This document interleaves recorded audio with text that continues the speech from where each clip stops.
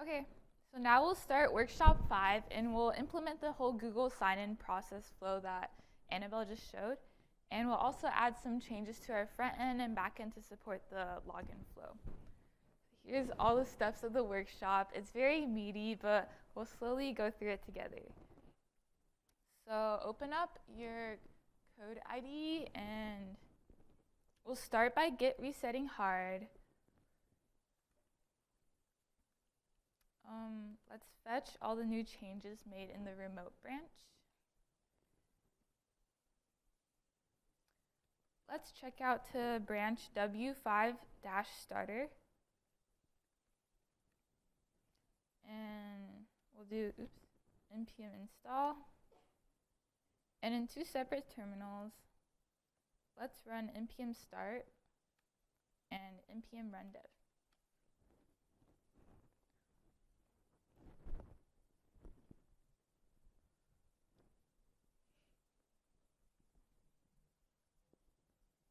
Okay, and once you've done that, let's open up navbar.jsx to look at some changes we've made for this workshop.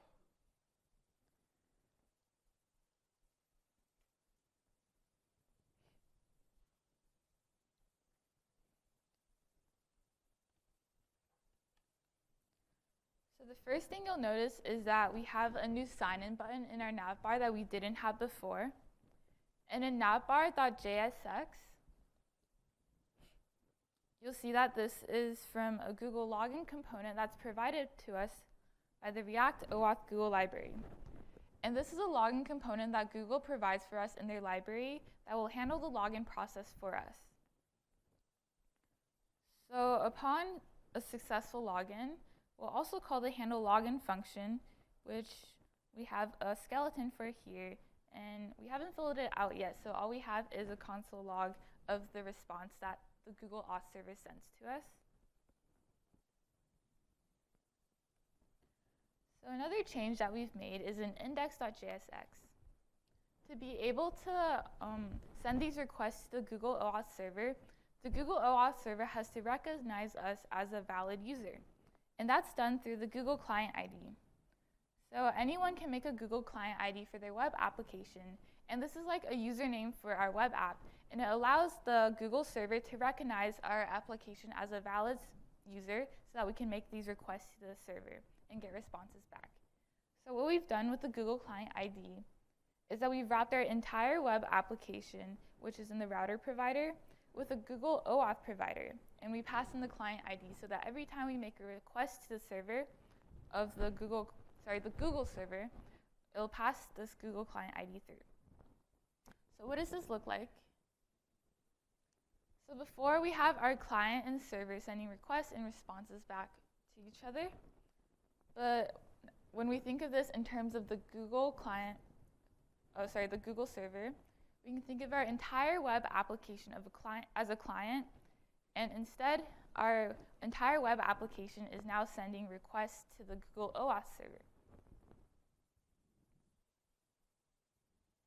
Okay, so to recap, the Google Client ID allows us to access the Google Auth API in the Google server. It tells us what our app is called and its URL. And later on, you'll see that both the front end and back end will need the client ID, because if you remember, the front end will handle the login process through the Google server endpoint, but in our server backend, we'll also need to verify the token once it gets sent back to us, so we'll need the client ID again in the backend. And this isn't secret information, so it's okay to commit it to Git. So for now, in index.jsx, we'll all share the same Google Client ID, but later on you'll have to make your own for your own WebLab project, and we'll go over how to do that in our deployment lecture. Okay, so let's look at what logging in looks like so far. If I go back to my my Catbook application, I can sign in with Google. Once I'm signed in, I see the same sign-in button, which is not what we want. We want the nav bar to show the login button when we're logged out and the logout button when we're logged in. So take a moment to think about how we can do this. and feel free to talk to your neighbors.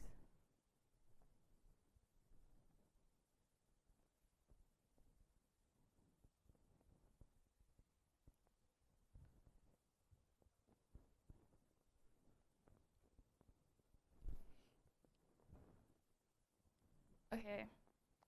Does anyone want to try answering the question? No, that's okay too. What we can do is we can keep a React state in our nav bar to keep track of when we're logged in. So what we'll do is we'll create a React state called logged in. So let's implement our handle login function. So first, let's keep track of a login state using called logged in. So navigate back to navbar.jsx, and at the very top, we'll want to use the use state hook so that we can create a login state. So do const logged in, set logged in. And we'll have this be a use state, and we'll want to start the login state as false because otherwise authenticated, the user should be logged out. So we now have a logged in state that is initialized to false. So now what we'll want to do is once the Google login component returns on success, then our front end should know, oh, now we're logged in. So it calls the handle login function, and what we want to do now is in the handle login function, we'll want to call set logged in, and now we want to set logged in to true. So that's what you should have so far.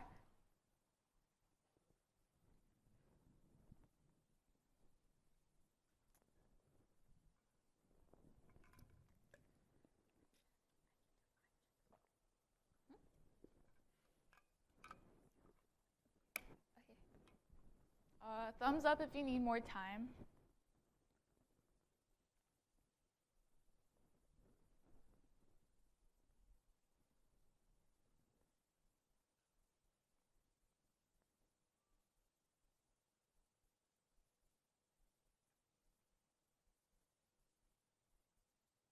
Okay, so now we'll move on to the next step. So now our front end knows once we're logged in, because once handle login is called, we'll set the login React state to true. Oh, I just gave you the answer. Yeah, just to reiterate, once the Google login component returns and on success, it'll call the handle login function, which now sets logged in to true. So we want to do something similar for the log out function.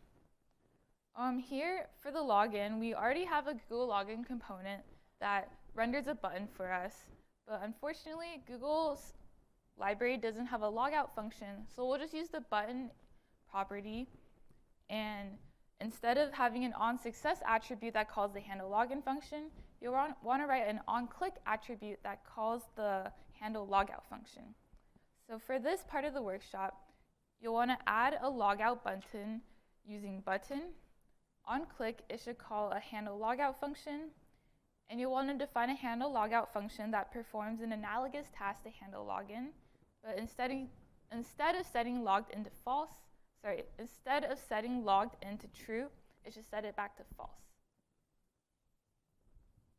So give that a try, and feel free to hop on the queue if you need any help.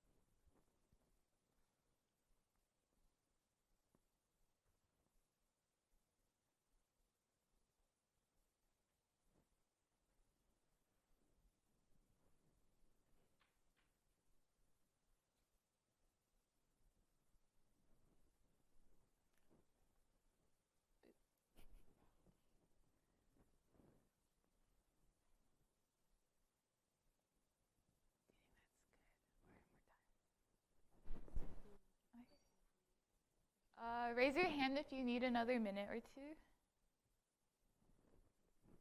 Okay. Give it another 30 seconds.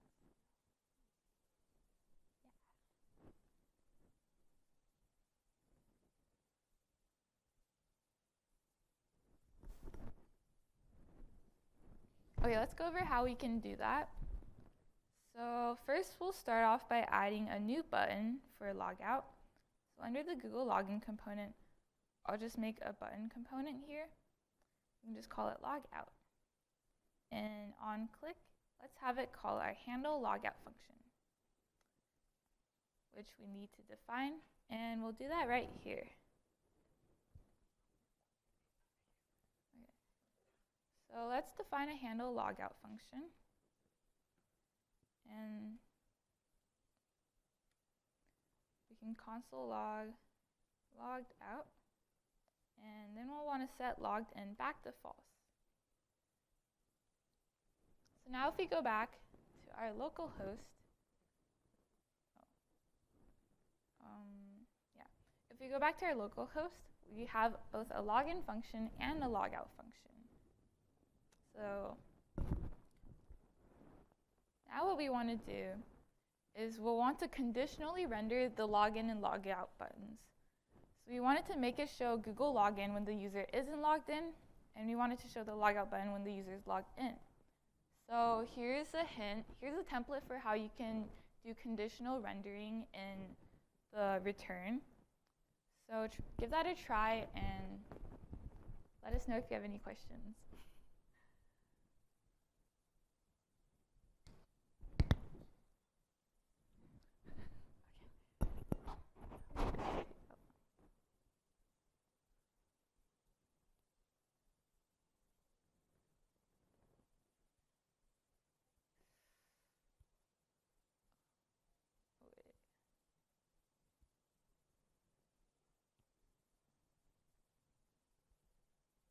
Oh, just to clarify, the notation for the conditional rendering is this first line, and what it's doing is saying that if the condition is true, then render X, otherwise render Y. But you want to use this notation.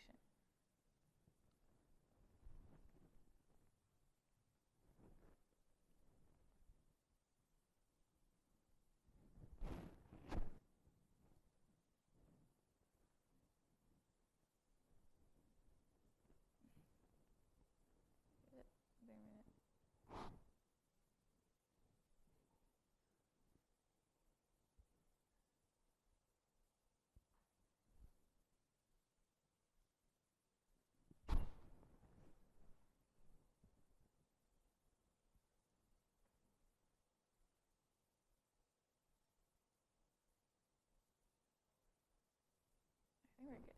Okay, now let's go over how we can conditionally render the login and logout buttons. So here in the return, we have two buttons side by side, but what we'll want to do is we want to check if our logged in state is true. So let's wrap these in brackets. You want to check the condition is logged in true.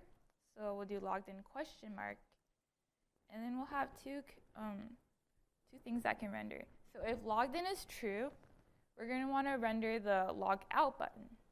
So we can paste that into the first argument. And the second thing renders if logged in is false. So if we're logged out, we'll want to render the logged in component so that it looks like that. Oop. Okay. So if you didn't catch that, here's the solution.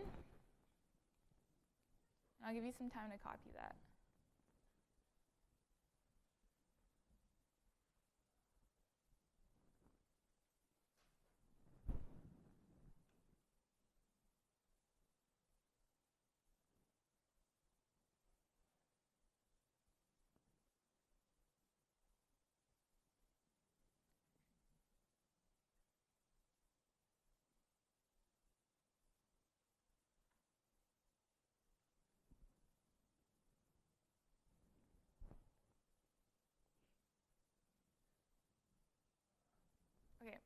let's take a look at what we have now on localhost 5173.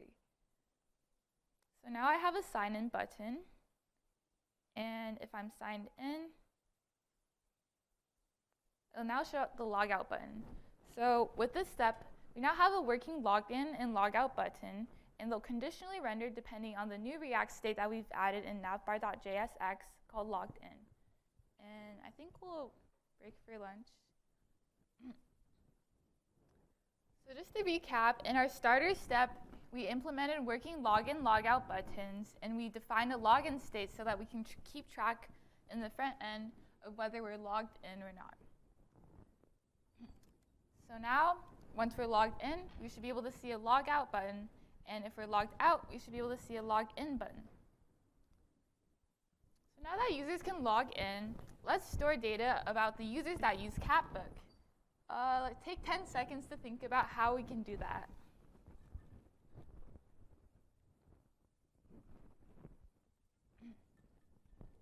Does anyone want to take a stab at it?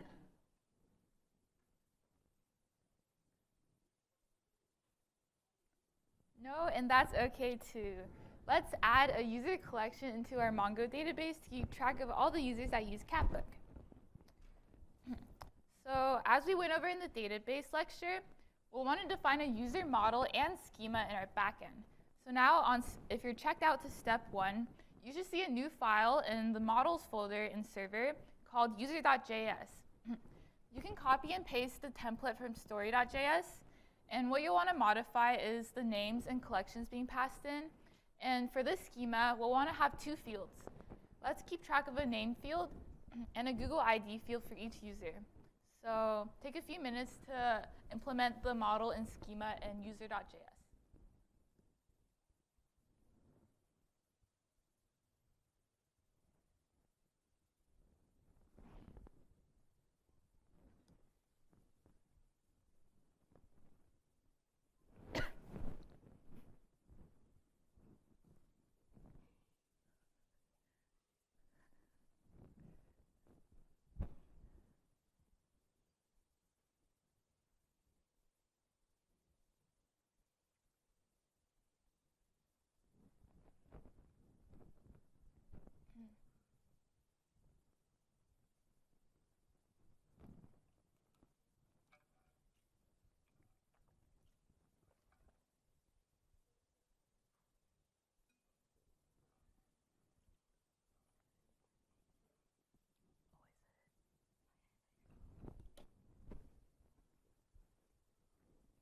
Raise your hand if you need more time.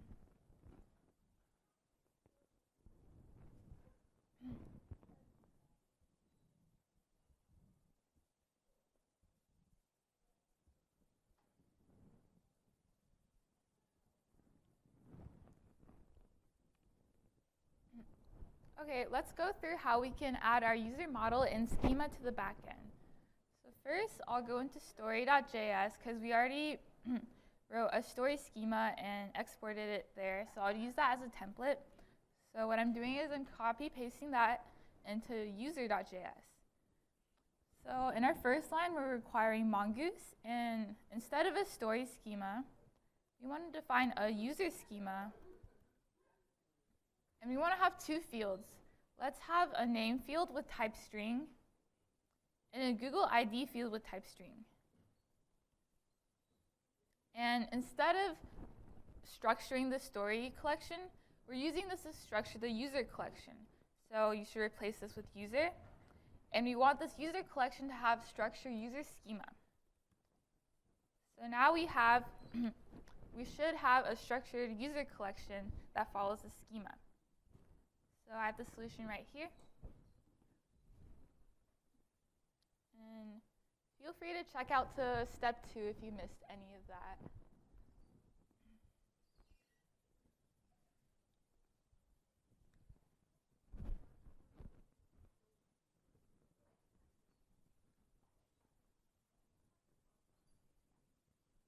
Should I give it a few minutes so people can?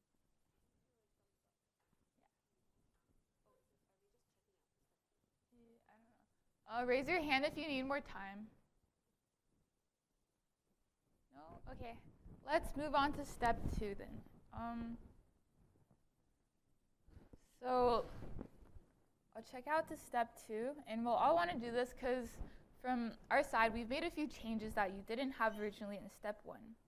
So go to your terminal, and we want to check out W5-step 2. If you made any changes, you'll want to reset hard first. Then we can check out to W5 step 2. If it says that you're behind by a commit, you'll just want to git pull. So let's talk about some changes we've made to the workshop. First is to server.js. As in Annabelle's lecture, we're now using a session to persist authentication. So once the user's logged in, Auth.js will set up a session for us, which is persisted by express.js, and this will allow the user to stay logged in even after we refresh.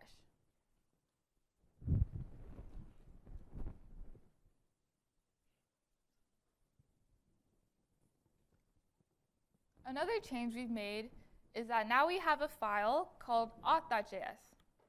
And this is a library that the WebLab staff have written for you, and we've provided a few functions, so let's go through them. First, we have a login function. The login function is in the backend server, and once the front end gets its token from the Google Auth server, it can send this token to the back end, and the back end will take this token, and this login function, it'll take the token from the request body. It'll verify with Google to see if this is a legit token. If it is a legit token, it'll create a new user if it's the user's first time logging in. And if it's an invalid token, it'll give us an error and tell us that we failed to log in. We've also written for you a logout function. In the login function, if it's a valid token, we also set the session user to this user so that the user can be persisted in the session and we can stay logged in even after we reload. And what the logout function does is that it'll set this rec.session user to null so that if the user clicks the logout button, now the session doesn't have a user field in it, so authentication is no longer persisted and a new user can log in. And you'll also see that we have a new field called rec.user, and later on we'll see how we can use this to access the user information from any API route. Let's look at a diagram of what's happening. So remember, on our front end, we had our Google login component, which allows you to access the Google Auth server, which will return a success token if you've logged in through Google. And in the back end, we've just written a login function that will take a token and check with the Google Auth library to verify if this is a valid token. So take a few minutes to turn and talk and think about how we can get this token from the front end all the way to the back end so that we can actually use our auth login function.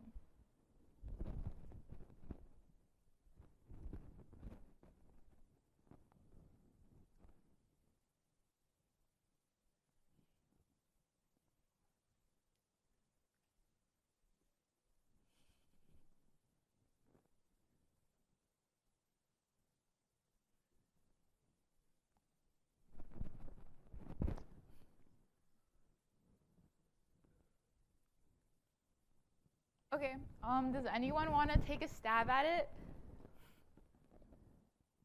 Feel free to raise your hand. Feel free to not. What we can do is we can make a post request. So we can define a new endpoint in our server called API login, and what the front end can do is make a post request and send the token all the way to our back end. So similar for our logout function, on our front end, the user can now click a logout button, and it'll change the front end to have a login button now. And what we want to do is also tell the backend that we want to log out. So in the server, we can get rid of the session user, and this is done by calling the auth logout function. So similarly, we can make another post request and tell the backend that we want to log out. So that's what you'll be doing next. We want to connect the front end to the back end using two post routes. We'll make a login post route and a log out post route. So for the first part, we can go to api.js, and you'll want to add these two routes, which we've already written for you on this slide. And once you've added that to api.js, go to navbar.jsx on the front end, and you'll want to post these routes. And for the login route, you want to pass a token parameter, which you can get by calling res.credential.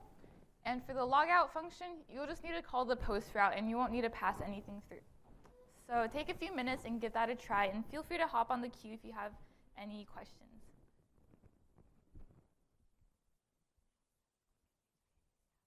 Or raise your hand, and someone will come.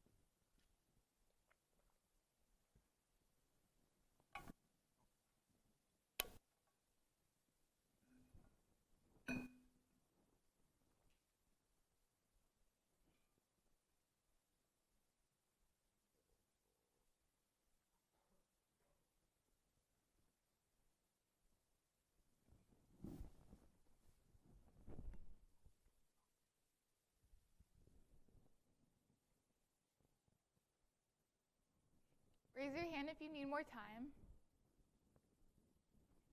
Okay, let's go through how we can do that. So in api.js, you should have just added two new post endpoints, router.post, and this is to the login endpoint. And what this will do is call the auth login function that we've already written for you. And we'll do something similar for log out. So this is in our backend server. And now we want to call these endpoints from the front end. And we want to do that in navbar.jsx when handle login and handle logout are called. So first, in handle login, we can call the post endpoint to log in. And we'll do that by calling post to /API/login. And first, let me define a variable called user token. And we get this by getting the response of the Google server and getting the credential parameter of that response. So after we have our user token, we can pass it to our backend.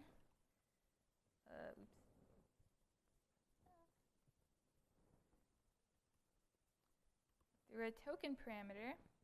And remember that a post request is a promise, so we'll want to just, or we're trying to send the user back to the front end. So let's console log user.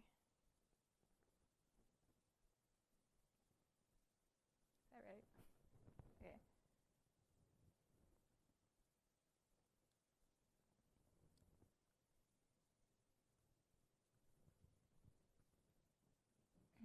Here, I'll post the solutions up so you can also follow along there. And for handle logout, we don't have to pass anything to the backend because we just want to call the endpoint and tell the backend that we're logged out now. So all we have to do is call post and call that to our logout endpoint. So take a second to copy that if you missed anything. But otherwise, our sign-in flow should now be complete because now in our front end, we have this Google login component, which will allow us to log in through Google's interface. Google should send us a token back to the front end. And now that we have a post endpoint to /API/login, we can pass this token to the back end, which we'll call auth.login and do some stuff in the server to help us persist the authentication in a session.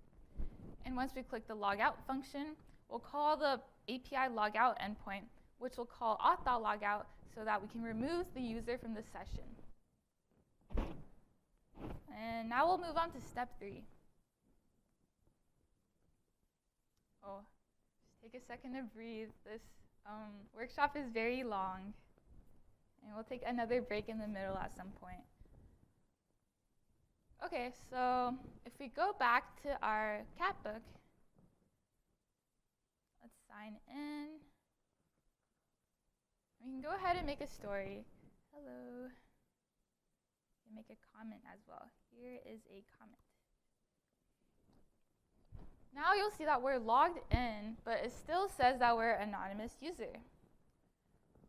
That's because in our API.js, we set a variable called myName to anonymous user.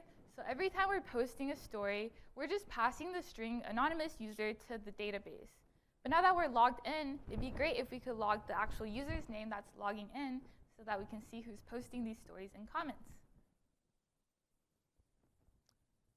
So let's keep track of the creators of all our stories and comments.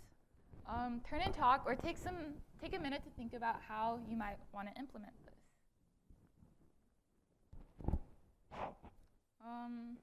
For reference, before in our story field, we have creator name and content, and now we're keeping track of the users that use our website through a user ID.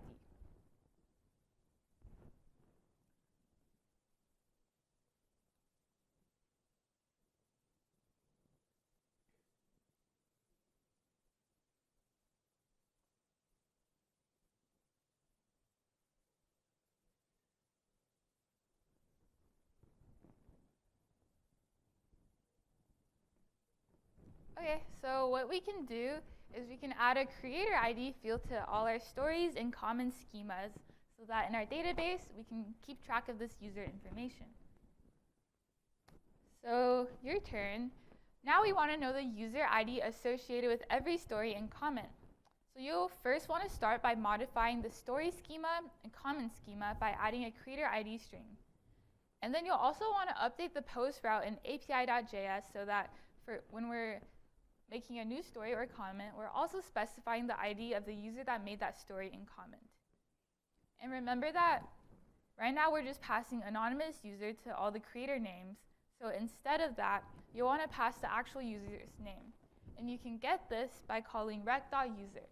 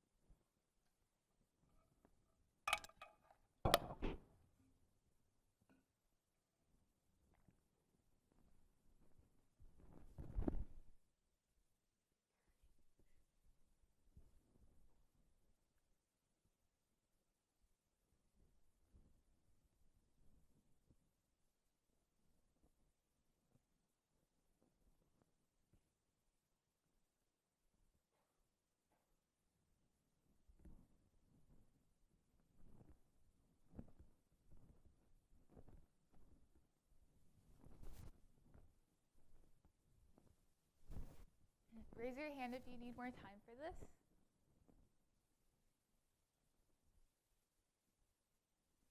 Okay. Let's go through how we can implement these 2 steps then. So first, we're going to modify the story schema and comment schema. So let's add a creator ID field. And this will be of type string. And in comment.js, we'll do the same thing.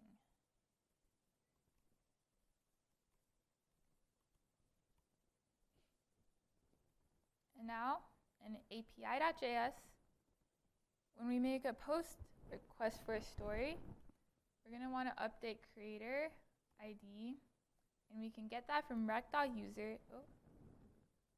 Rec.user.creator. underscore ID. And we'll replace creator name with rec.user.name.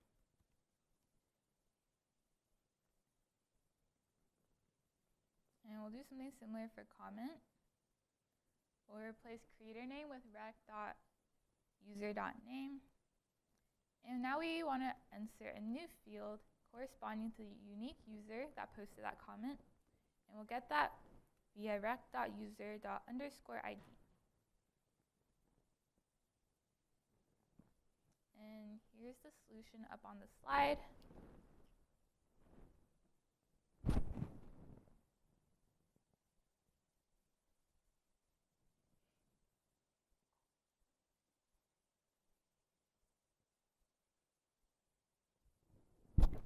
So let's revisit Catbook.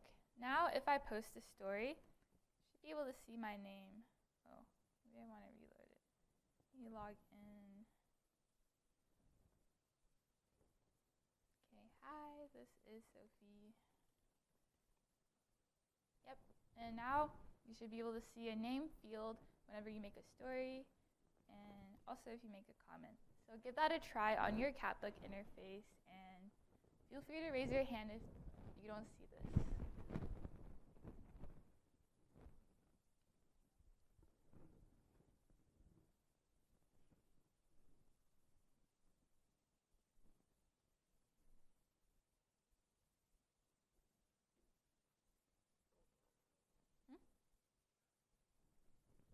Wait, what? Yeah, let me do that. Zoom in. I think I was just on light mode. Light. Where's light? Is that better? Okay.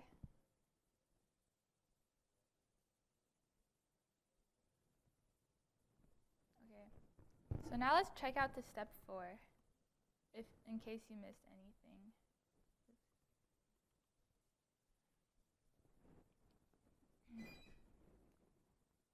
So just to reiterate, what we just did was we added a creator ID field for both the story and comment.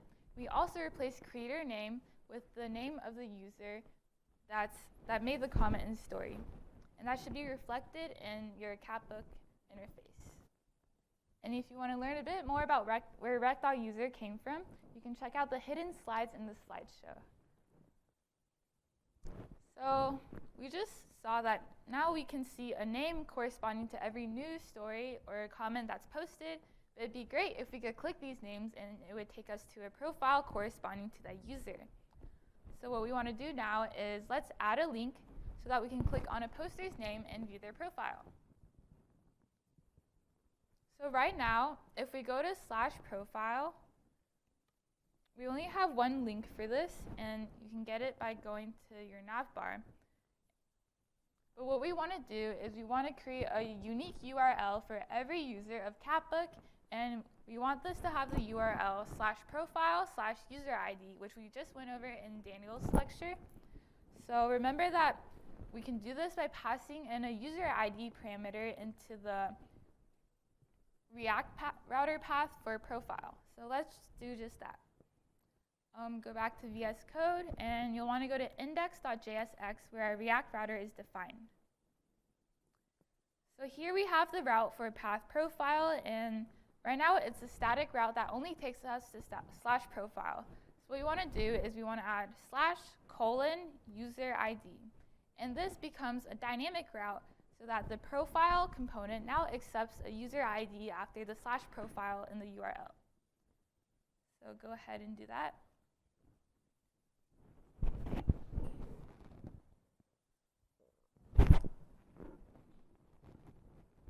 Okay. So just to recap, before we had the static route that's /profile, and now we no longer have a path at /profile. So if you try to go to localhost 5173/profile, you should get an error. And instead, we'll now have profile pages that will generate for /profile/user-ID. So now that we have that link, let's make it so when clicking a name for each story, it'll take us to /profile/creator_ID.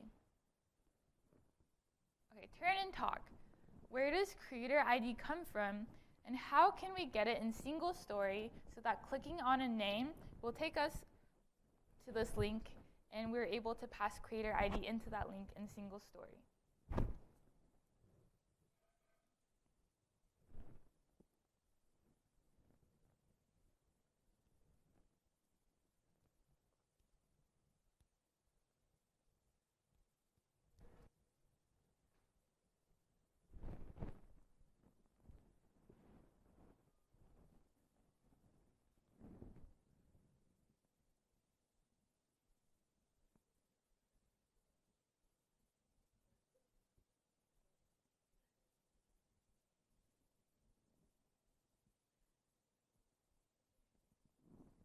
Okay, did anyone figure out where we get creator ID from? Or where we can get it from? It's not yet defined.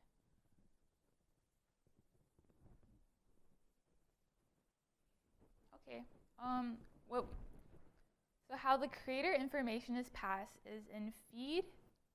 Remember that we make a GET request to /API/stories. And what this API endpoint does is that it sends all the stories from the back end in the database all the way to our front end. And remember that in the previous step, we just added a new field to each story, and that's the creator ID field. So once we get all these stories, we're setting the stories array object in feed to all the story objects that get returned from the database. And now, all of these story objects now have a new field called creator ID.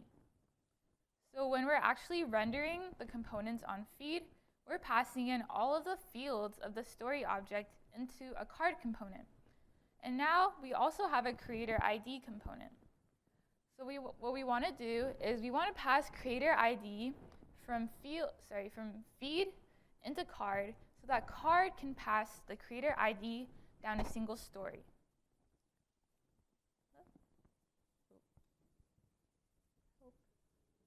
Yeah, so creator ID lives in field, and we got this by making a post request to the stories.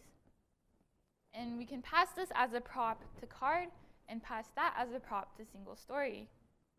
So give that a try. First, you'll want to grab the creator ID and pass it in as a field to card, and then you'll want to pass it to single story. And once you've passed that all the way down, in single story, you can change the link so that you can change the user's name from text to link, so that clicking it takes us to /profile/creator ID.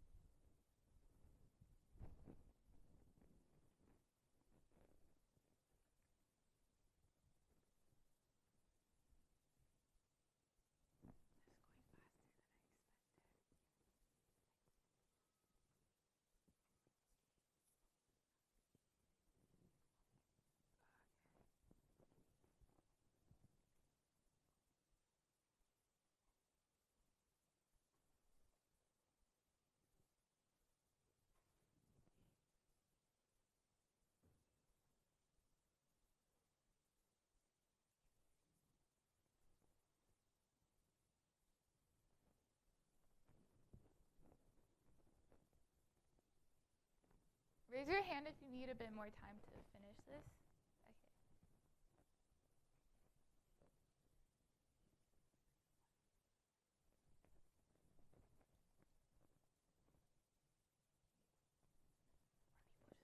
Okay.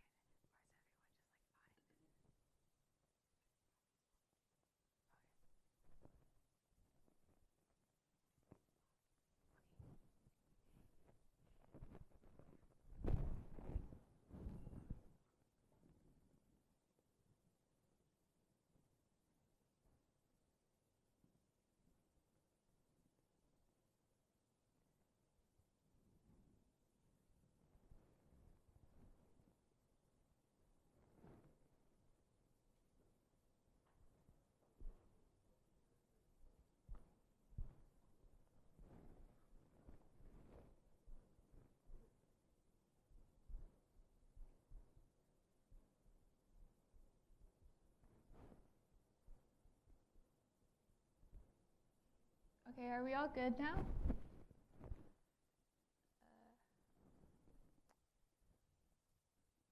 Okay, I'll go through how we can implement these two steps now. So if you recall, we just went over that in feed.jsx, we made a GET request to the backend so that it sends all the story objects back to our front end. And when we're rendering, we're taking this entire stories list and passing in the fields of the stories into the card component. So now that we've added a creator ID field in our story schema, let's put that in the creator ID field in the card.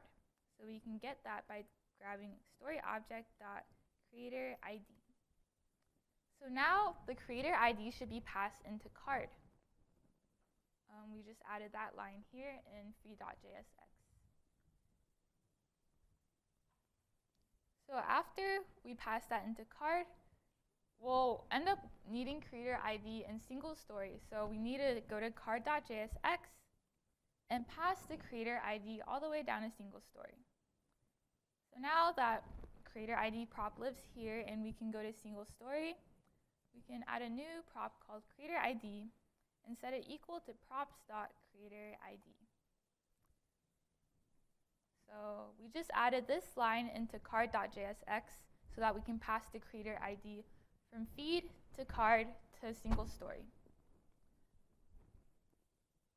So now that we have the creator ID prop in single story, we can replace this props.creator name span component with a link component that takes us to /profile/creator ID.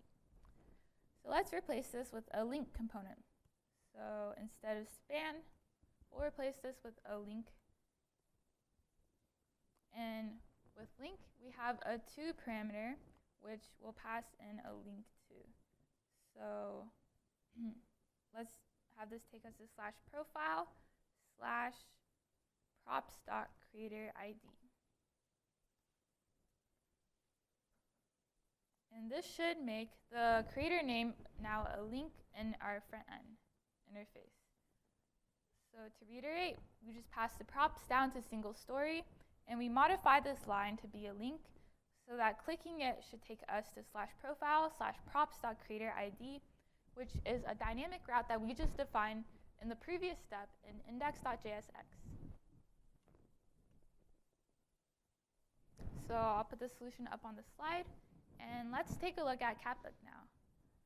So remember that /profile is now 404 not found because we no longer have a path for it in our React router, but instead we have dynamic paths taking us to /profile/user-ID. So if we go back to localhost, you'll see that all the names are now links. So if I click my name, it takes me to a profile. While it's not my profile, it's still a profile page. And in the next step, we'll go over how we can modify this page. So if everyone's ready, you can reset hard in case you miss any steps, and we can check out to workshop 5, step 5. So I'll do git reset -- hard, and I'll check out to workshop 5, step 5.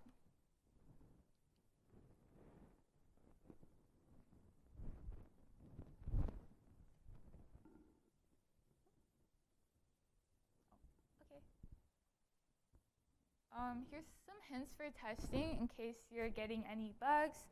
First, you want to make sure that you're logged in before posting, because remember when we post, we're passing in user information, and if you're not logged in, that user information is null and it'll get mad at you. And if you're trying to test the features for the links and the usernames, make sure that you're making new posts with the new changes to test this feature, because previously we didn't have usernames for the stories and comments.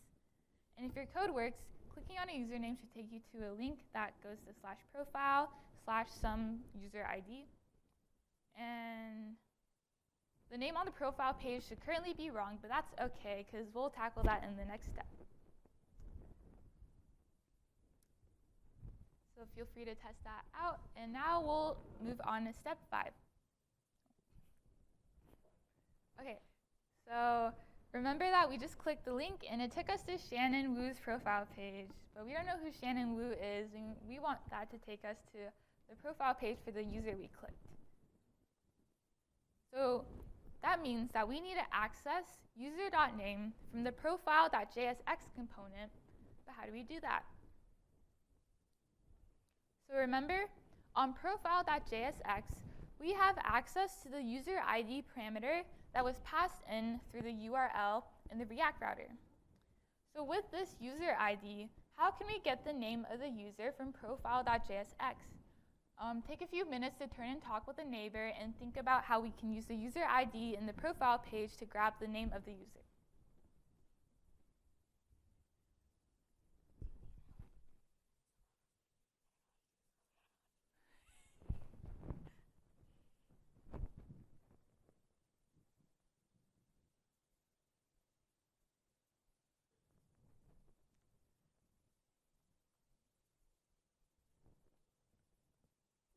Okay, does anyone want to raise their hand and take a stab at this question?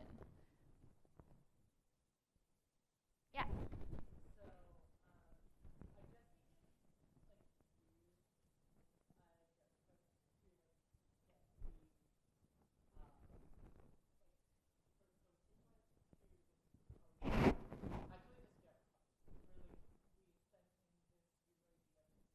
Mm-hmm.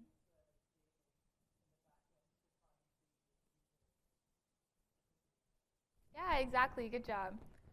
So what we can do is we can make a GET request by passing in the user ID as a parameter to our backend server. And if you remember from the databases lecture, we're using a library in our backend called Mongoose. And Mongoose has query functions that allow us to search in the user database by ID or by certain queries.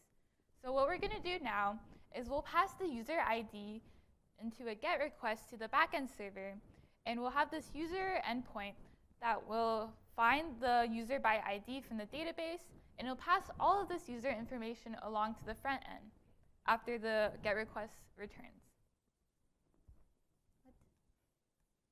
Okay, so what we want to do is write an API route that gives us information about a user.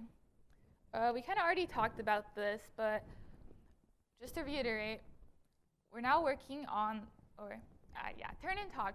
Which part of the diagram are we going to work on to give us information about a user, and what does this API route have to do? Kind of already gave away the answer, but I think it's just good to think about and talk through again with a partner.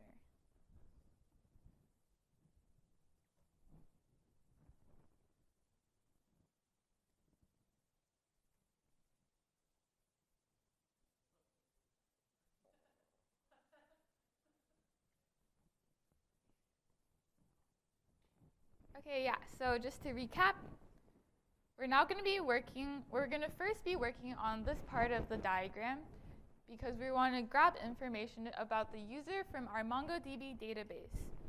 So what's going to happen is the API route defined in api.js is going to use a Mongoose query to find the user by the user ID.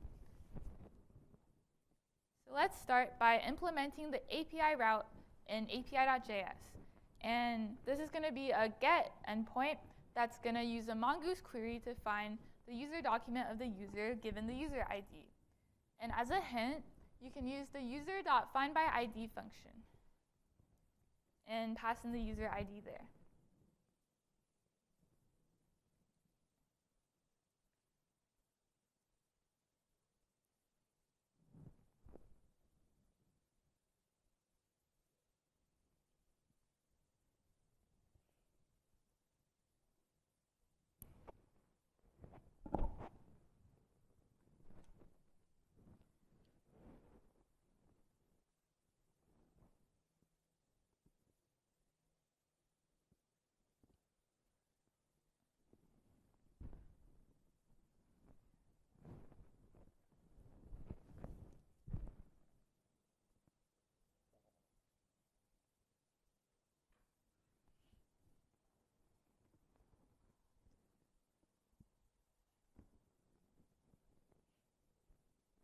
As a hint, where it says insert ID here, we want to be passing in the user ID as a parameter. And how we can get that parameter is by entering rec.query.userid.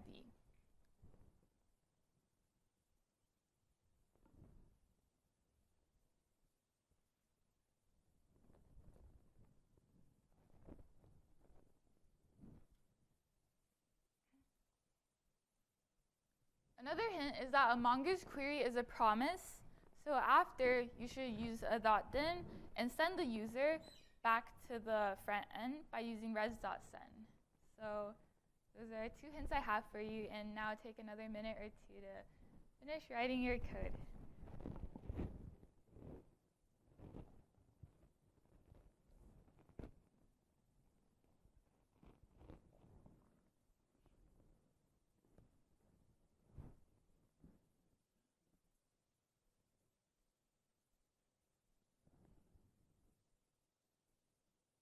Raise your hand if you need another minute.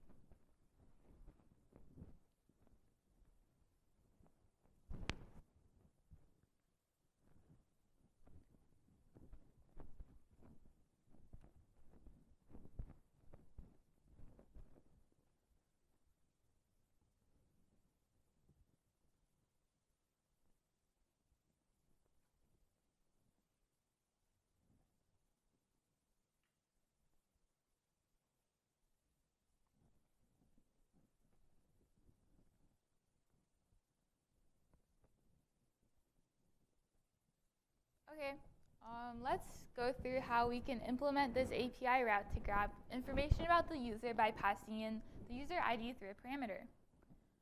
So this is a get endpoint that we're calling in our front end. So we'll want to start by using router.get, and we want this endpoint to live in /user. So in the first argument, pass in a string called /user. We want to take the rec and res objects, and now in the body of the function, or we should use the findById mongoose function. So we'll take a user object which connects to the user collection in the database.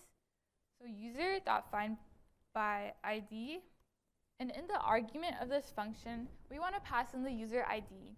And remember that this is a GET request, so we can get it from the front end by entering rec.query.userid. So now this function will go through your Mongo database, look through the user's collection, and find the user that has this user ID. Remember that mongoose queries are promises, so we're going to want to make this a .then. And we're also going to want to send this user back to the front end. So we'll take the user as the parameter,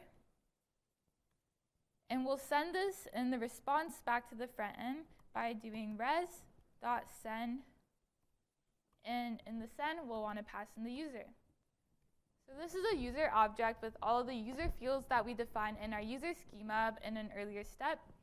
And now we have a get endpoint to /user. Here's the solution, by the way, to /user.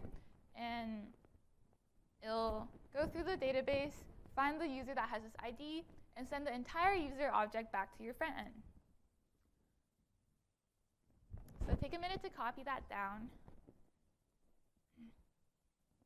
And now that we have this user endpoint, as our friend mentioned earlier here, we're going to want to call this get endpoint from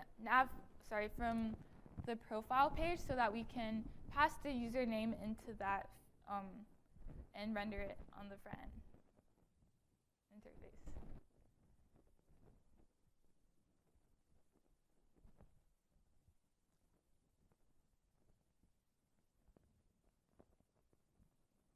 Okay, so hopefully you guys have this get endpoint copied down now. If you don't, you can refer back to the slides. And now that we have this endpoint, our next step is to update profile.jsx.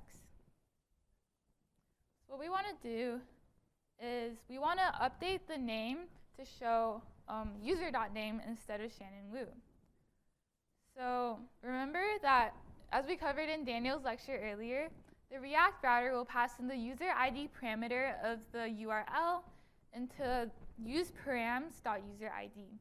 So you can use that when you're making an API call to API/user by passing that as your argument to the endpoint.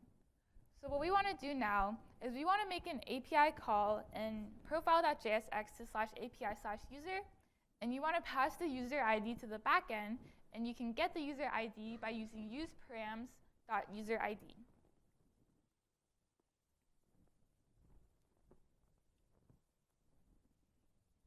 Don't worry about the loading step for now. We can go over that together after you implement the first checkmark step, which is to make an API call and pass that back to the front end.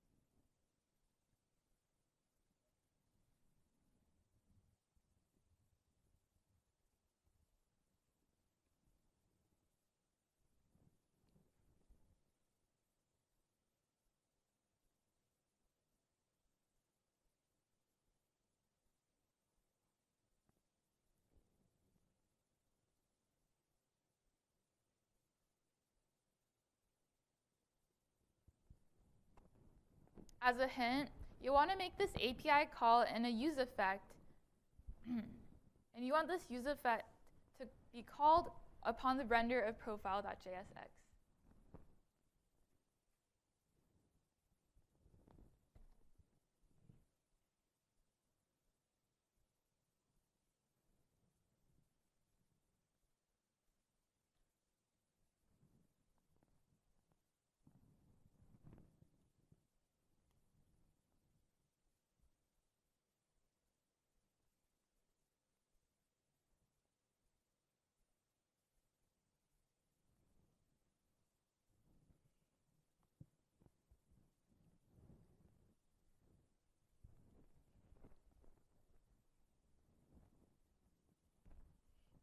Raise your hand if you need a bit more time to complete the first step of this slide.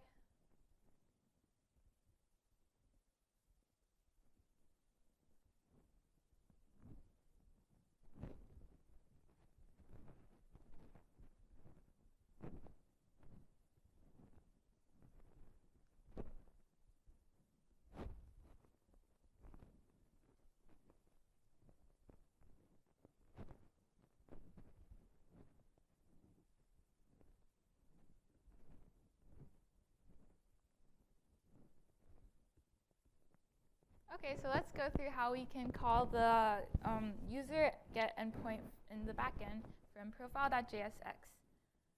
So if we call this endpoint, we're going to need to save this information somewhere. So what we can do is start by defining a user state.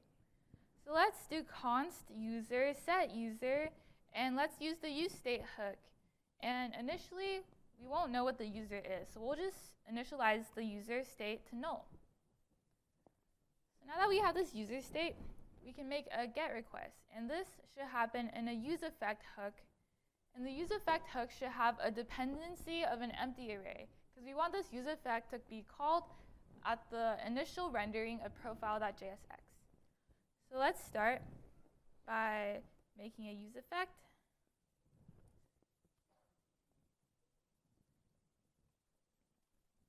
And what we want to happen in this useEffect is we want to make a GET request to /API/user, and we want to pass in a user ID. So let's define the user ID really quickly above the useEffect, and remember that we're going to use useparams.userid. So let's do let user ID equal useparams.userid. But this ID is capitalized because that's just how we defined it as a parameter in the URL. So be aware of how the capitalization is here. It's just the notation we're using. So we just defined a user ID variable on line 18. And now on line 20, let's pass that in when we're making our GET request.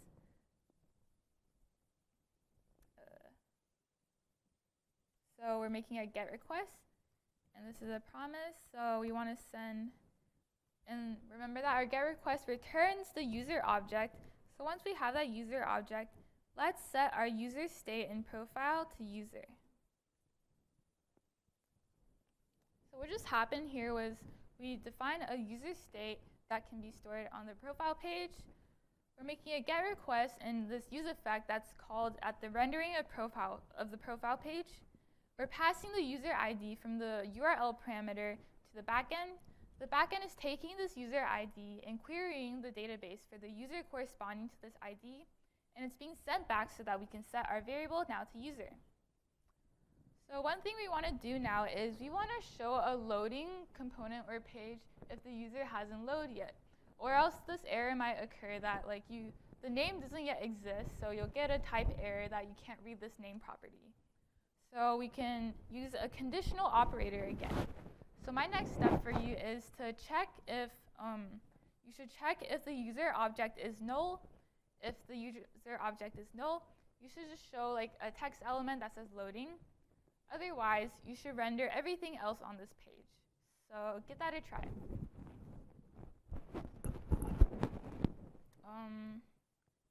In case you missed it, this is what I just wrote.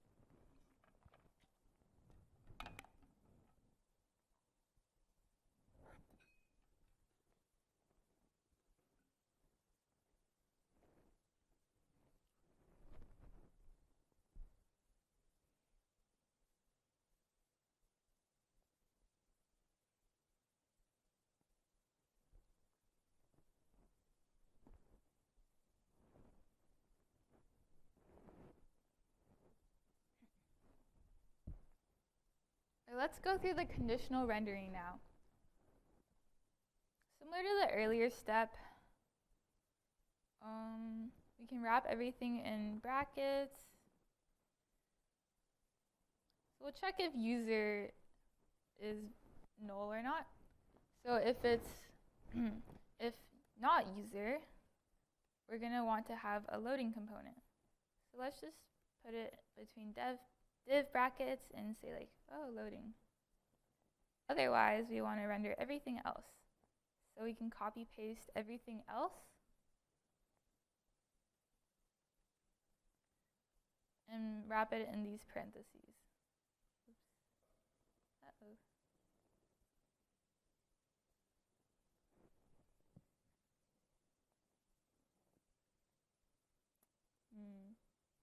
One sec.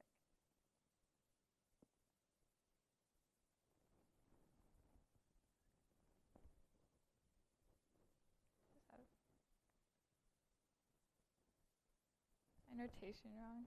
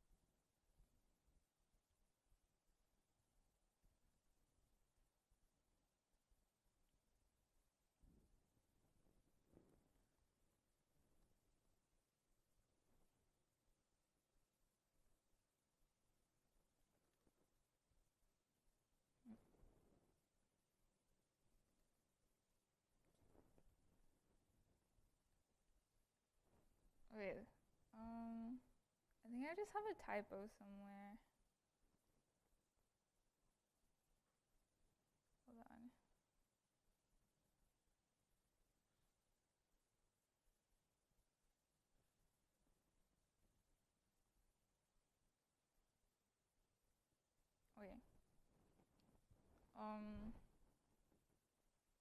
I just pasted everything into the second argument of the conditional rendering, and I wrapped everything in a parent element. So you can do that by using these empty angular brackets. So once you have that, it should conditionally render loading if user is undefined, and if you're getting any problems with this, just don't worry about it, and you can get checkout on the next step. And one thing we didn't do is, right now it still says Shannon Wu, so we're going to want to pass our new user element, and we want to grab the name parameter of the user object. And remember that user was defined earlier as a React state above here. So what we should have now is in localhost. If we click on a profile, oh, that's awkward.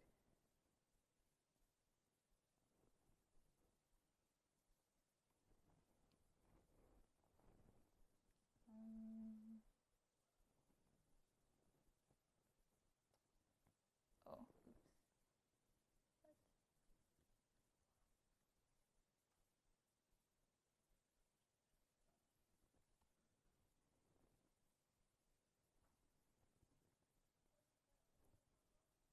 What did you say? Okay. Oh, use params is not defined. Oh, oops, we have to import it. So we want to import use params from React here. And it should work now, maybe. Typo? Oh. Wait, I don't remember where use params is imported from. Oh, okay. Sorry, you guys. You want to import use params from React router DOM.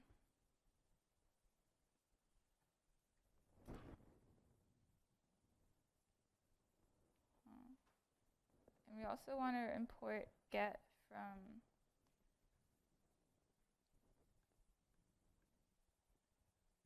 utilities. Okay, so don't worry about importing all of this. You guys can just watch and check out to the next step after this. But if you import the get so that we can make the get request and import the use params, you should be able to see your name if you click on a story and the user of that story. So let's just get checkout to the next step. If you made any changes, you'll want to reset -- hard first, and then check out to step 6.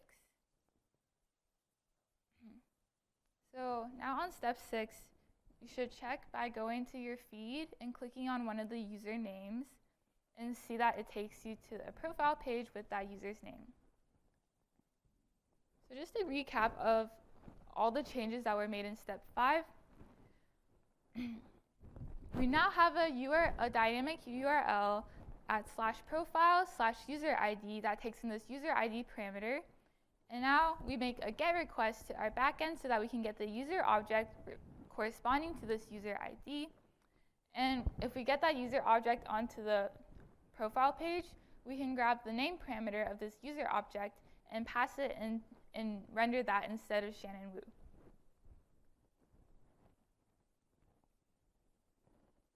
Okay.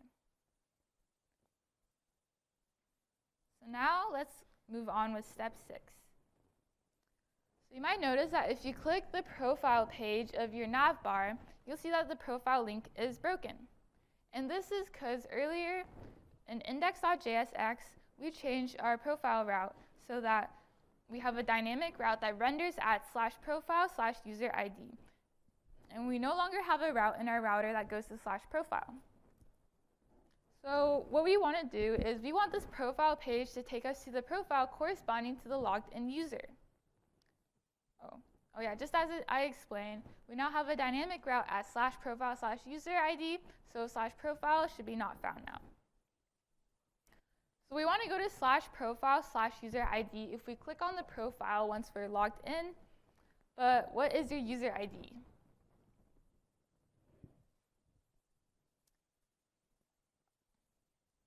So now we also want to maintain a user ID React state in our nav bar. So the next step is in navbar.jsx, we'll want to set a user ID state once we call a post request to log in. And we want to remove this user ID from the state once we call post/logout. And this will be replacing our earlier React state of logged in.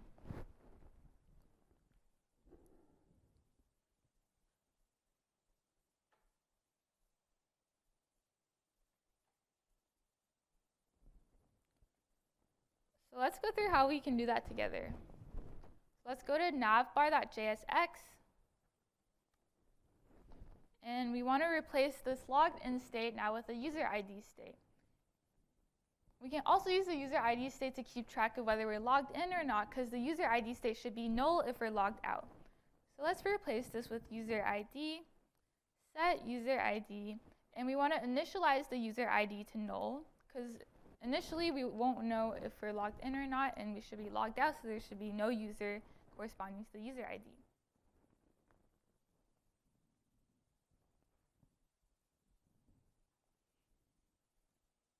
So once we have that React state, in handle login, we should now update the user ID state.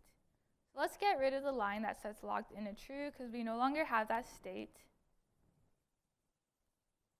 And now let's update the user ID state. So let's set user ID to user./ID. And remember that user is an object that the login endpoint is sending back to us that contains information about the user. And we can grab the ID parameter from that. So similarly, in handle logout, let's get rid of the set logged in, because as you remember, we just got rid of that state, and we now have a user ID state replacing that. And now we'll want to set user ID to null. So what we just did was we updated the logic in handle login and handle logout so that we're setting user ID accordingly based on whether we're logged in or not. And now that we have the user ID, we want to link to /profile/user ID instead of /profile. So let's go to this line where our profile link is defined. Right now it links to /profile, but instead of /profile, let's have it linked to /profile/user ID. So I'll paste the solution up on the slides, and you can copy that.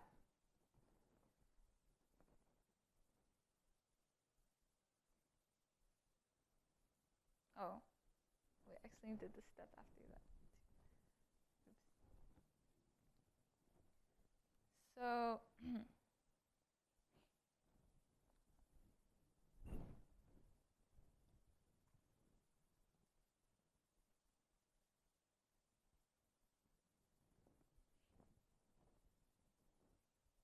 once you have the logic for setting the user ID,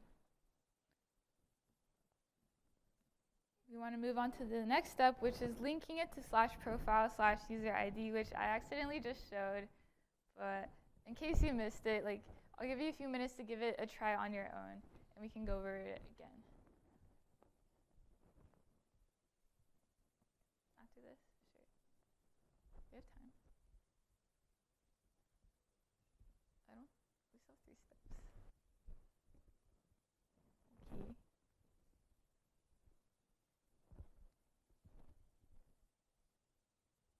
Yeah? Okay, so to do this, we just modified the /profile link to /profile/user ID.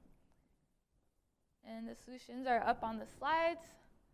So now our profile link should take us, so if we go back to our home page,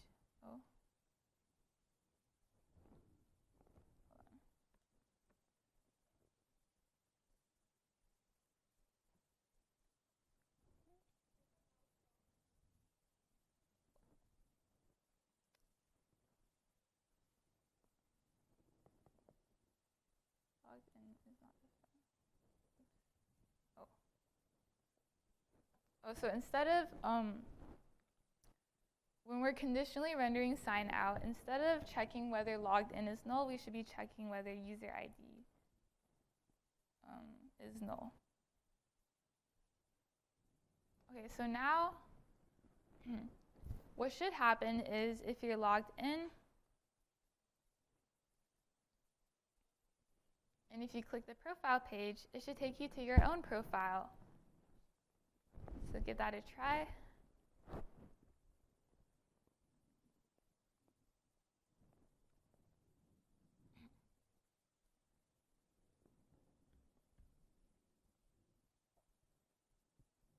And we'll move on to step 7.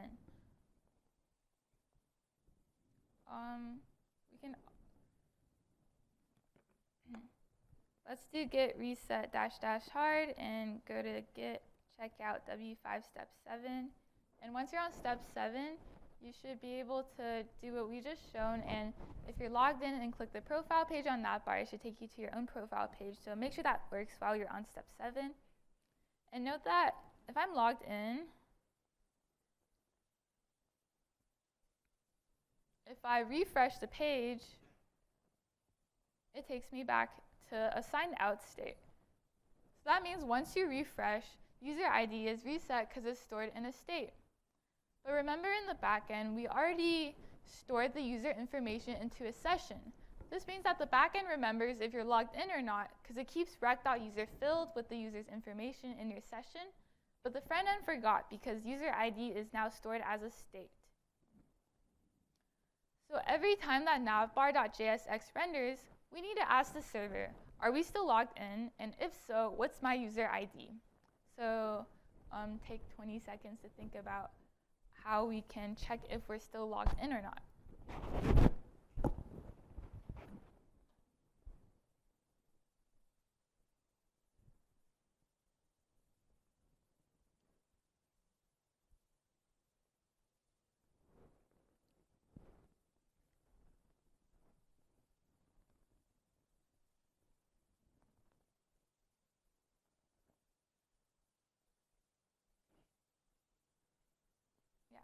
Okay, so remember that our user information is persisted in the backend in your session.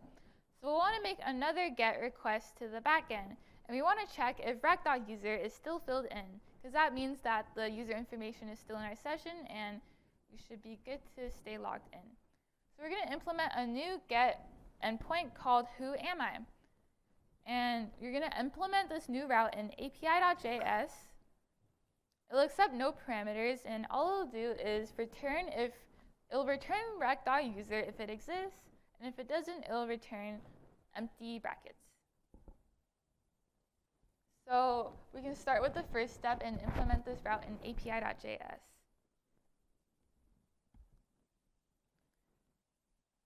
And let's go ahead and write that together. So open up api.js, and let's set up the GET route to whoami.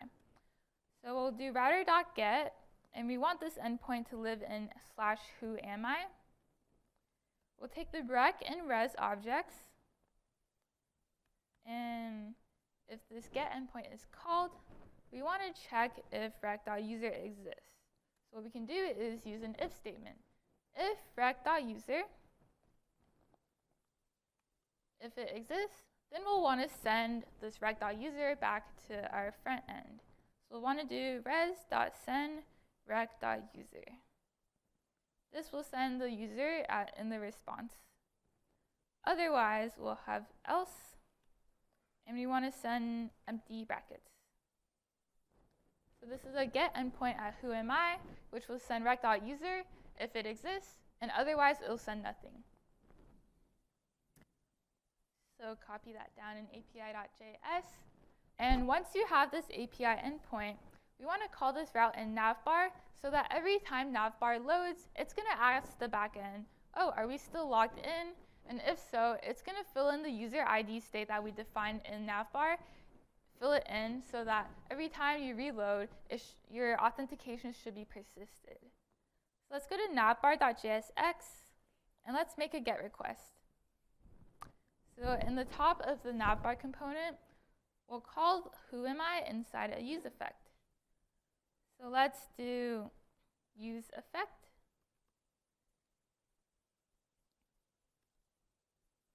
And we want the dependency array to be empty because we want this to be called every time that your navbar page loads. So here's the skeleton for the use effect. Inside the use effect, let's make our get request. So we'll make a get request to /API/whoami, and this is a promise that's going to return with the user object from the backend. So we'll want to do that then. We'll take the user, and just to be robust, we'll check again if user ID exists. We'll check if user ID exists, and if so, we'll set our user ID state to user./ID.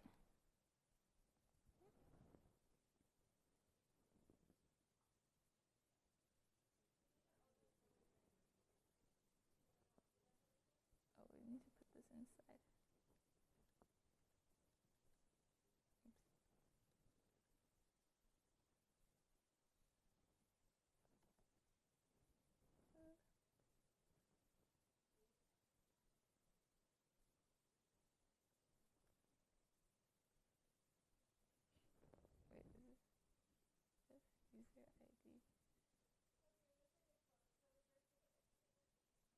User ID. Isn't it right here? Oh, okay. Wait, what? This.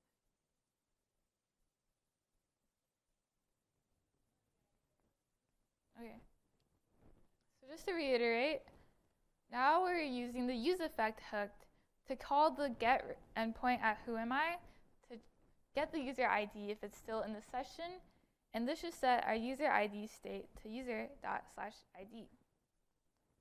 So that's the second step.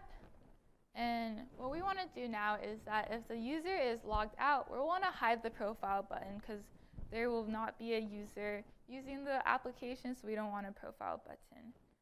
So let's go down to where profile is being rendered. And we'll want to do conditional rendering again. And we can wrap this all in brackets. And we'll check if user ID is null. So we can do this by saying if user ID is true, we'll render this profile link.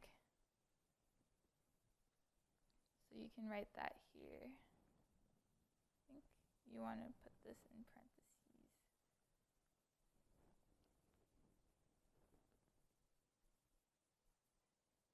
So I'll post the solution on the slides. Who's this? 167. Cool.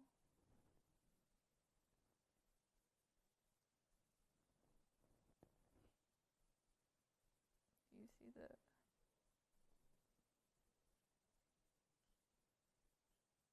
I think it's here, right?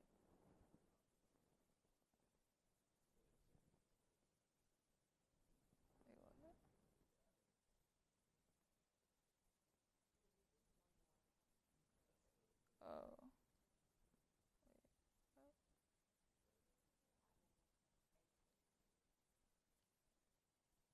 Oh, okay. Oops.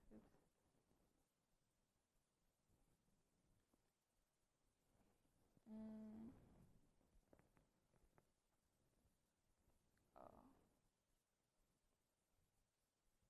And if it's not working, you want to make sure to import use effect in the top line.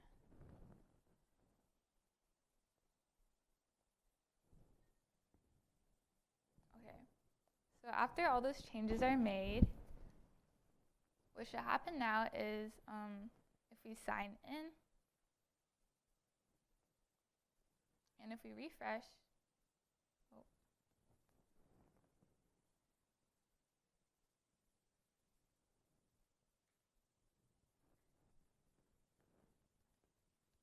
I have a typo there. Okay. Let me reiterate all the changes we just made to navbar. So first we imported use effect on the first line so that we can call this hook when we're making our get request. Upon the loading, we'll use this use effect to call the get request, and if the user ID exists, we're going to set user ID to the user./ID, which we get from our backend. And then we'll conditionally render the profile button to only show if user ID is not null. So after all those changes are made and you're logged in, you should be able to refresh and it'll persist your authentication. If you miss any of the steps, feel free to git reset -- hard and check out to W5 step 8. So we'll do that, git reset -- hard, git checkout workshop 5 step 8.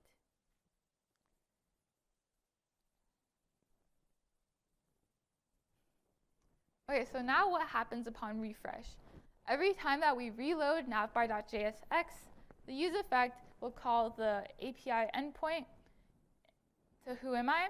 Whoami will check if the user still exists in the session, and it'll send the user object if it does, empty brackets if it doesn't.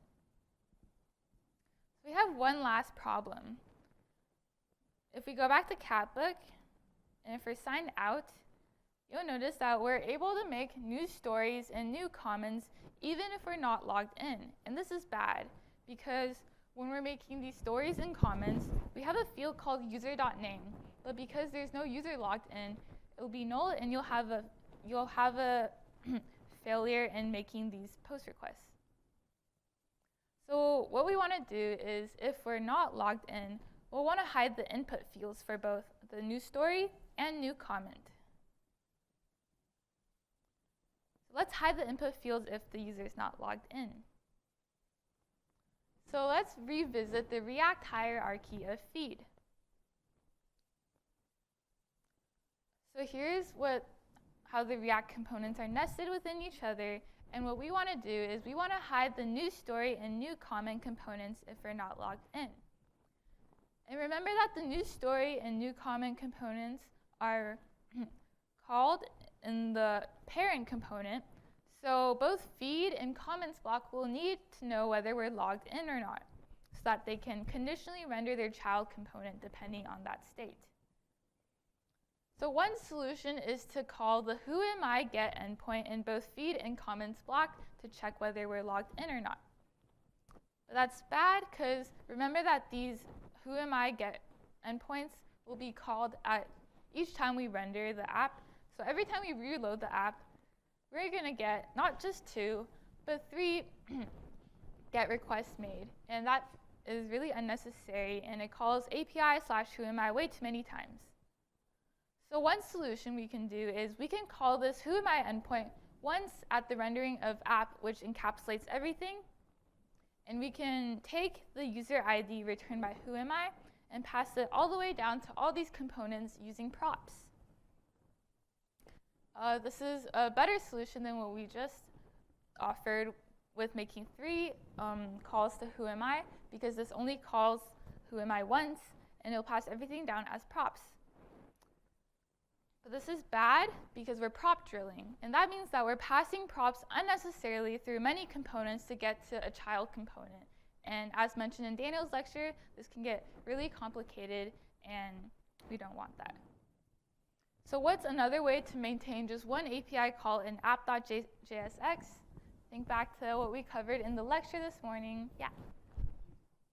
Yeah, exactly. So what we can do is we can wrap everything in context, and what we'll do is we'll make a GET request in the app. This will give us a user ID, and this user ID will live in a context that wraps everything.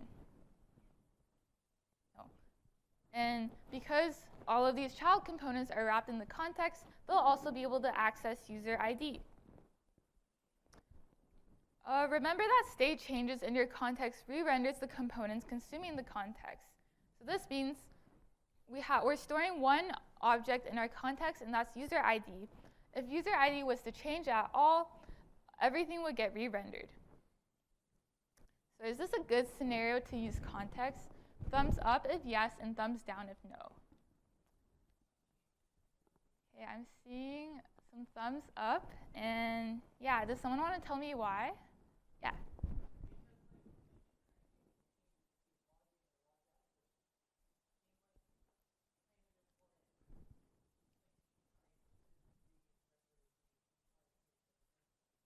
Yeah, exactly. So we're only changing user ID if we log in and log out, which you don't expect to happen that many times over the course of a user using the application. There might be like other scenarios where you have a variable in your context that might change a lot throughout the course of the app existing, and that's bad. But yeah, this would be a good use case of context because user ID will only change upon login and log out. So we don't have repeated unnecessary re-rendering, so this is a great use case for context. So let's do just that. First, let's, if you're not on step 8 already, make sure to reset -- hard and check out to W5 step 8.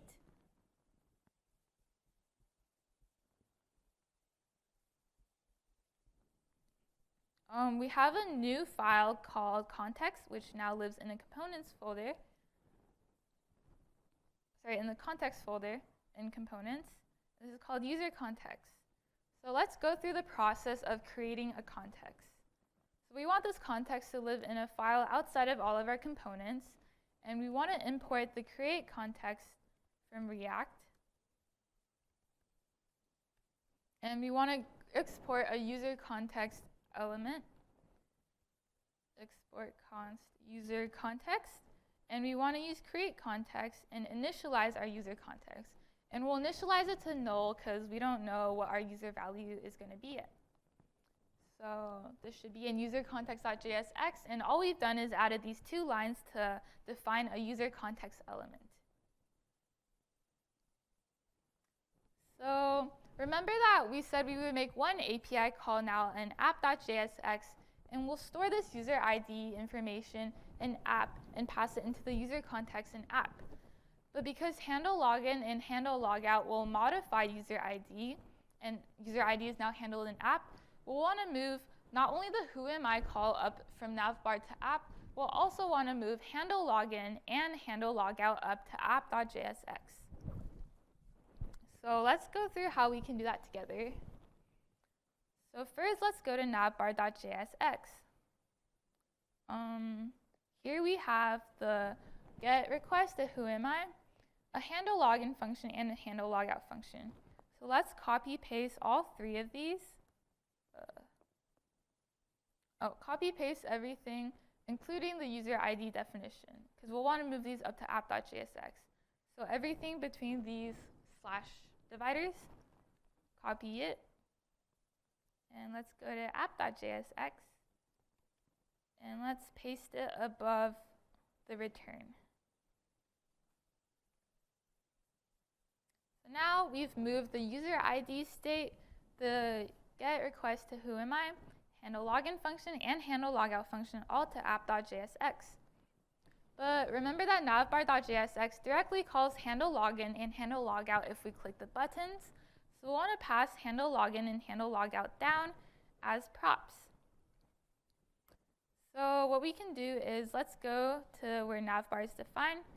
Let's pass in handle login as a prop. And this passes the whole function down. And we'll also want to pass handle logout as a prop.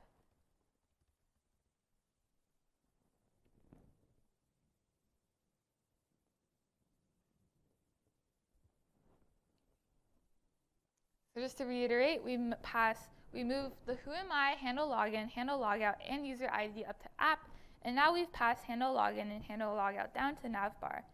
But what we need to do in navbar is now we want to reference handle login as a prop because it no longer is defined in navbar. So here, where we have the logout button, on click, we should call props.handleLogout. Similarly, for the Google login component, on success should call props.handleLogin. Remember, because handle login and handle logout are no longer defined in navbar. So what I just changed was modifying these as fields of a prop. Sorry, parameters of the prop.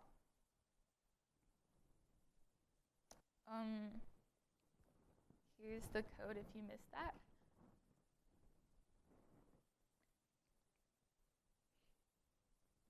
Okay.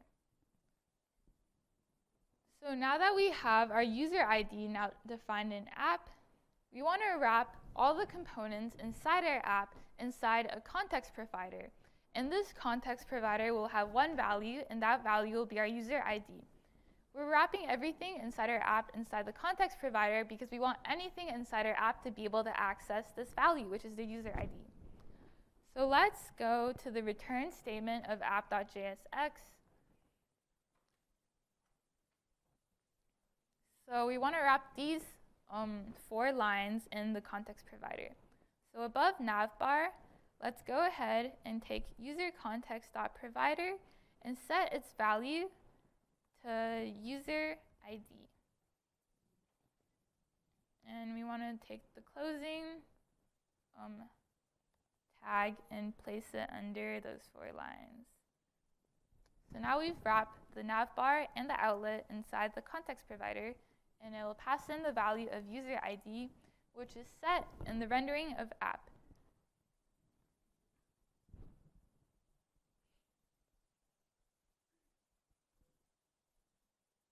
Oh, and remember that we defined user context in a different file, so what we'll want to do is import that, and you can do that by uncommenting up here. So you want to uncomment that line so we're able to access this user context from the other file. And do the same thing in navbar. So once we've wrapped everything in the provider, we still have to access the user ID in navbar in some way. And just now in navbar, we uncommented the import of user context, and we can consume user ID from the context. So let's go through how we can do that. We can use this simple line. We'll set a variable const user ID. We'll use context and pass in user context. And right now, user context has a singular value, so it'll take the singular value of user context and put it in our user ID variables that lives in navbar. We'll also want to import use context on the first line of navbar.jsx.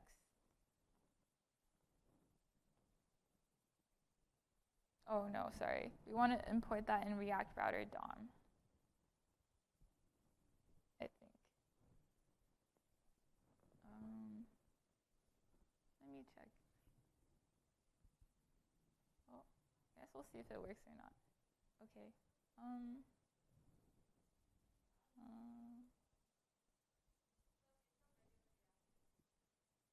Sorry? Oh, okay. So in navbar, you want to import use context. Also, I think this is wrong. Where is it?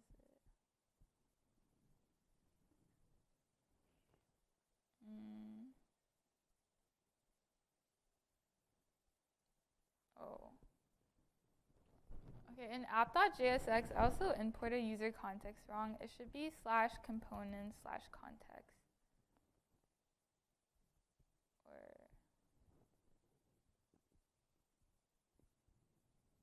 And we'll also want to import get. So copy the get and post import line from navbar and paste it into app.jsx.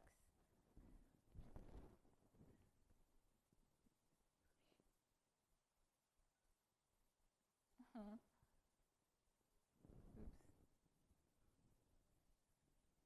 What is that? Okay, just to reiterate, we imported get, and so this is app.jsx. And we're now making the get request in app, so we need to import get into app. And this is done via line 3. And we are also using the user context object, which we define in user context.jsx. So we have to import that into apps as in line 5. So we have 2 new import statements. After we import those, remember that we copy-pasted user ID, the get request, handle login, and handle logout from navbar. And we're passing the handle login and handle logout functions down to navbar. And what we've changed in navbar is instead of getting user ID via the whoami endpoint, we're just taking it from our context by importing user context from the user context file we defined earlier. And then we're setting that to the value inside the user context. So hopefully everything still works. Hopefully you can log in. And everything should still persist. And remember, our motivation for using context is so that we can hide the input fields for story and comments by looking at the value of user ID. And instead of making the who am I get requests everywhere, we're going to store that information in the context. So we'll also need to access the context from some other components. So we'll go over that in the final step. Okay, so that was a lot. So just to reiterate, we rearranged our code so that we now store user ID in a global context. And that's so that we can now access user ID from any component in app.jsx. So now feel free to git reset hard, --hard, git checkout step 9. And our last step will be hiding the input boxes if we're logged out. So remember that in navbar.jsx, we just went over how we can consume the context and set user ID to the value of user context. So you want to do something very similar in feed.jsx in comments block. So what you'll want to do is you'll want to import the user context, and you'll just want to set user ID to the value of that context, and you'll want to conditionally render new story and new comment if user ID exists.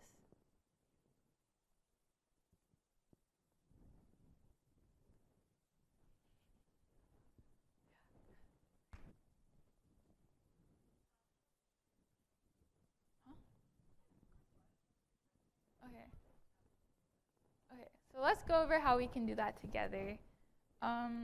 Let's start by going to feed.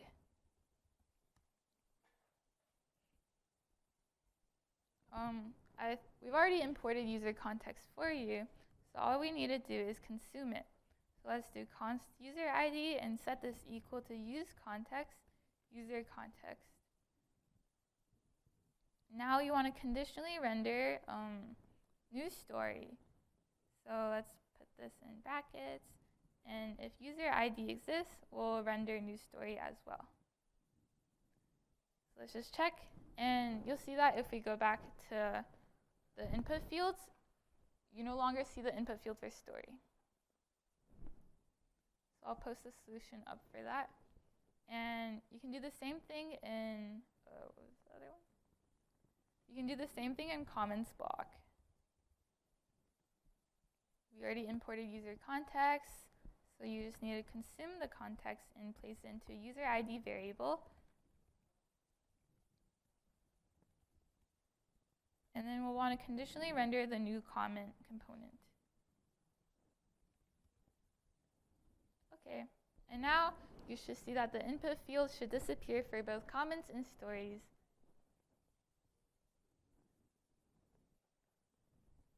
And that's the end of Catbook. Yay. Good job, guys. That was a lot. And now we'll hand it over to Daniel